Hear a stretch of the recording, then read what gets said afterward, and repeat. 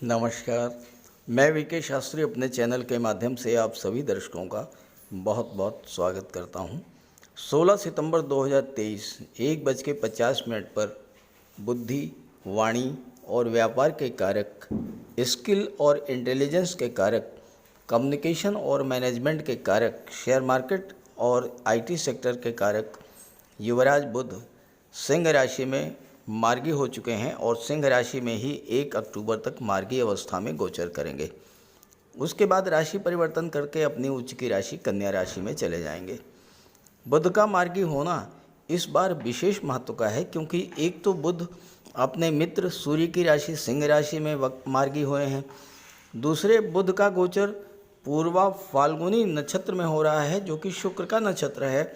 शुक्र बुध के मित्र हैं और मित्र के नक्षत्र में गोचर करते हुए बुध उन भावों का भी फल देंगे जिनके स्वामी शुक्र होते हैं।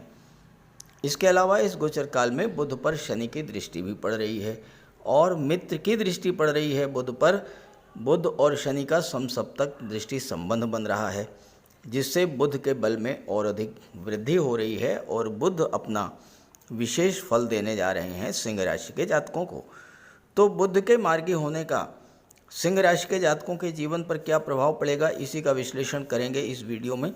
ये विश्लेषण आपकी चंद्र राशि के आधार पर किया जा रहा है और वीडियो के अंत में मैं आपको बुध के उपाय भी बताऊंगा। तो ये है सिंह राशि के जातकों की कुंडली। सिंह राशि के स्वामी हैं स्वयं भगवान भुवन भास्कर सूर्यदेव, और सूर्य की राशि होने के नाते सिंह राशि के जातकों में नैसर्गिक रूप से राजसी गुण होते हैं। सिंह राशि के जातकों में नेतृत्व क्षमता बहुत अधिक होती है, व्यक्तित्व अत्यंत ऊर्जावान होते हैं। ये जहाँ पर रहते हैं वहाँ पर तो ऊर्जा का प्रसार करते ही हैं, जो इनके संपर्क में आता है उसे भी ये ऊर्जान्वित कर देते हैं। ओजस्वी वाणी होती है और शासन प्रशासन से इनके मधुर संबंध होते हैं। या तो ये स्वयं शासन प्रशासन में होते हैं या शासन प्रशासन में बैठे उच्च पदस्थ अधिकारियों से इनके संपर्क सूत्र बहुत अच्छे होते हैं। और ये जो गोचर काल है, इस गोचर काल में अब आपको सूर्य के साथ बुध के गुणों का भी लाभ मिलने जा रहा है, क्योंकि बुध आपकी कुंडली में आपके लग्न के भाव में गोचर कर रहे हैं। और लग्न भाव क्या होता है? आपका व्यक्तित्व होता है। तो बुध आपके व्यक्तित्व में बहुत बड़ा सकारात्मक परिवर्तन लेकर के आएंगे। अपनी वाणी, अपनी बुद्धि के बल पर आप हर जगह, चाहे वो कार्य क्षेत्र हो, चाहे वो राजनीति का क्षेत्र हो, चाहे वो सामाजिक क्षेत्र हो, लोगों का नेतृत्व करेंगे और बुध आपकी मैनेजमेंट क्षमता में वृद्धि करेंगे। बुध यहाँ पर कुंडली के दो महत्वपूर्ण भाव, धन के भाव और लाभ के भाव के स्वामी होकर के आपके लग्न भाव में गोचर कर रहे हैं। तो सीधा सा संबंध धन के भाव का और एकादश भाव का लग्न के भाव से बन गया। अब कुंडली का दूसरा भाव जो होता है ये धन का होता है, दूसरा भाव वाणी का होता है, कुटुंब का होता है। तो दूसरे भाव का लाभ आपको मिलेगा, धन का लाभ मिलेगा, परिवार का सहयोग मिलेगा और आप अपनी वाणी के बल पर धन की प्राप्ति करेंगे। और चूंकि लाभ के भाव से संबंध बन रहा है तो इस समय आपको हर तरह का लाभ भी प्राप्त होगा। अब प्रश्न ये है कि धन आएगा कहाँ से? तो धन आएगा बुद्धि और वाणी के क्षेत्र से। बुध व्यापार के क्षेत्र हैं तो धन आएगा व्यापार से। शुक्र के नक्षत्र में गोचर कर रहे हैं तो धन आएगा शुक्र के क्षेत्रों से, कला और सौंदर्य के क्षेत्रों से। और इसके अलावा चूंकि बुध सूर्य की राशि में गोचर कर रहे हैं सिंह राशि में, तो धन आएगा शासन और प्रशासन के क्षेत्रों से।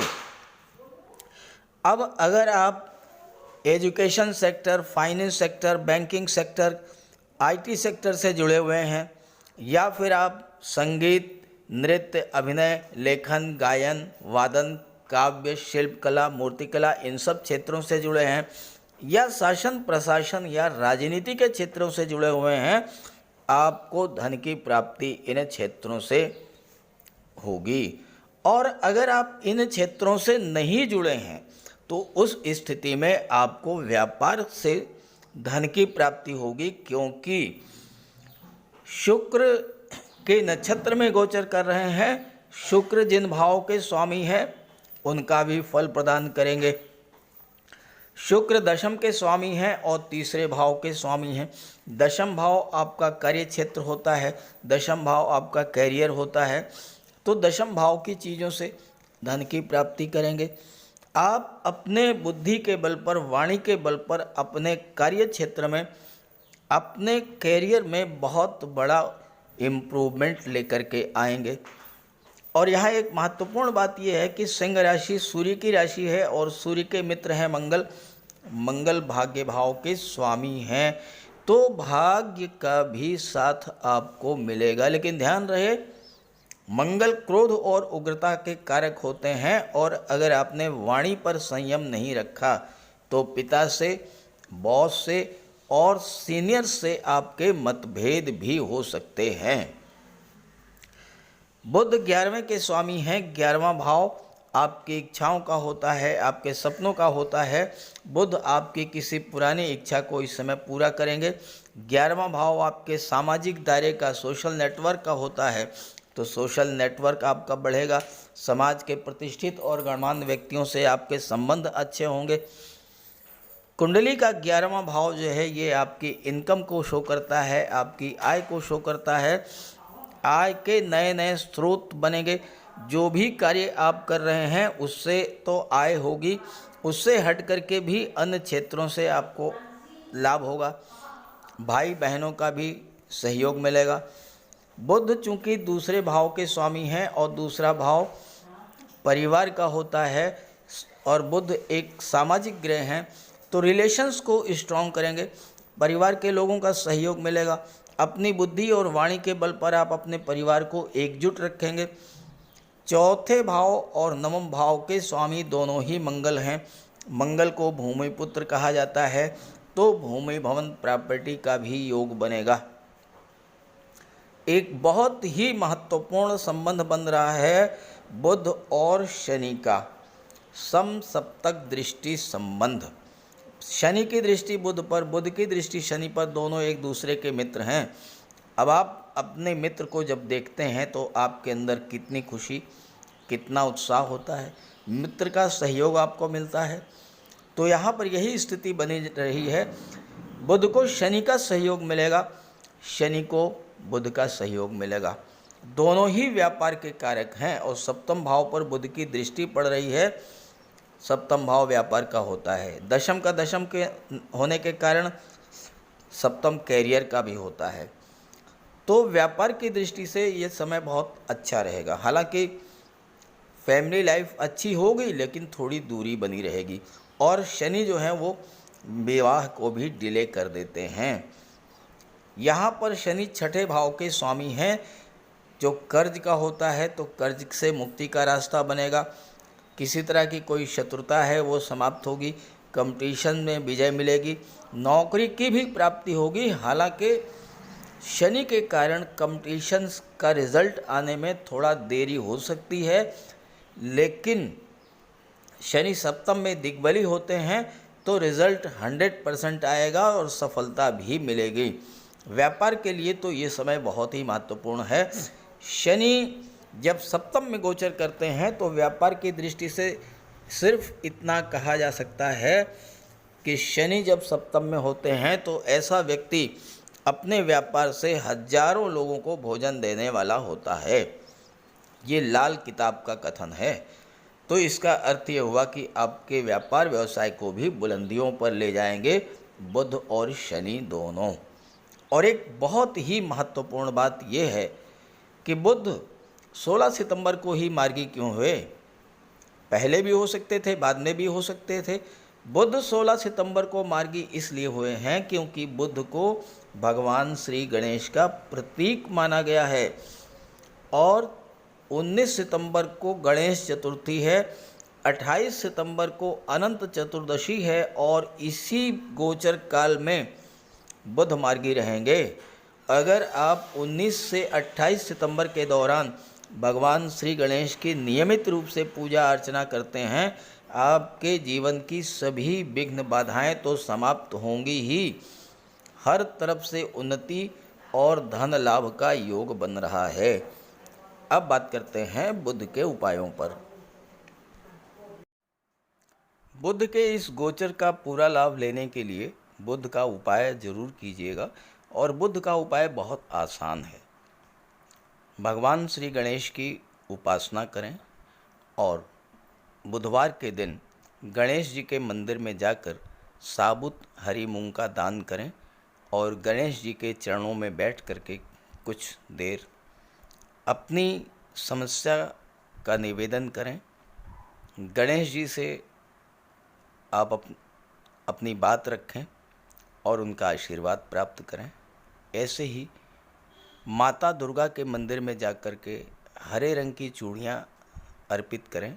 बुधवार के दिन गौ माता की सेवा करें और हरा चारा या गुड़, जो भी आपके लिए संभव हो, वो उन्हें खिलाएं। बुधवार के दिन किसी किन्नर को यथाशक्ति आप दान करें और बुधवार के ही दिन घर के मुख्य द्वार पर पंच पल्लव का तोरण लगाएं, तो इससे आपको लाभ होगा। देखिए, बुध अकेले एक ऐसे ग्रह हैं जो कि राहु पर नियंत्रण कर लेते हैं। तो अगर बुध बली होंगे तो राहु पर का कोई भी अशुभ प्रभाव आप पर नहीं पड़ेगा। इसलिए बुधवार के दिन ओम बुम बुधाय नमः, ओम बुम बुधाय नमः इसका जाप करें और मिट्टी का एक खाली घड़ा जल में प्रवाहित कर दें। रत्न धारण करना चाहते हैं तो पन्ना धारण कर सकते हैं, लेकिन किसी योग्य ज्योतिषी की सलाह लेने के बाद। बुध का रंग हरा होता है, तो अपने घर में जितना आप हरियाली रख सकें, पेड़ पौधे लगा दें, फूलों के पौधे लगा दें। अगर जगह नहीं है तो गमले में कुछ पौधे लगा दें। इससे एक तो हरियाली रहेगी घर में, और दूसरी बात, बुध आपसे प्रसन्न होंगे। और आपके घर में कोई कन्या हो, आपकी बेटी, बहन या भतीजी, कोई भी हो, कभी भी आप घर से बाहर जाएं और वापस आते समय खाली हाथ न लौटें, उसके लिए कुछ लेकर के आएं। मिठाई है, खिलौने है, चॉकलेट है, टॉफ़ी है, चिप्स हैं, कुछ भी लेकर के आइए। खाली हाथ मत आइए, उसका आशीर्वाद प्राप्त करते रहिए। और अगर आप किसी शुभ कार्य के लिए घर से बाहर निकल रहे हैं तो जाने से पहले उस कन्या को कुछ उपहार दे करके निकलें। कुछ नहीं है तो 10-20 रुपए ही दे दें। रास्ते में गौ माता मिल जाए तो उनको प्रणाम करके और गुड़ खिला दीजिए। और रास्ते में अगर कोई किन्नर मिले तो उसे कुछ पैसे दे दीजिए, उसे दान दे करके उसका आशीर्वाद प्राप्त कर लीजिए। ये बहुत सरल से और छोटे छोटे उपाय हैं। जिस भी कार्य के लिए आप जा रहे हैं, चाहे वो शादी ब्याह का रिश्ता तय करना हो, चाहे नौकरी या इंटरव्यू के लिए जा रहे हों, चाहे किसी बिजनेस डील के लिए जा रहे हों, आप जिस भी कार्य के लिए जा रहे हों वह कार्य आपका सिद्ध होगा। तो बुध के उपाय ज़रूर कीजिएगा। और ये जानकारी और मेरी बात अगर आपको अच्छी लगी हो तो अपने साथियों को, मित्रों को भी ज़रूर शेयर कीजिएगा। नमस्कार।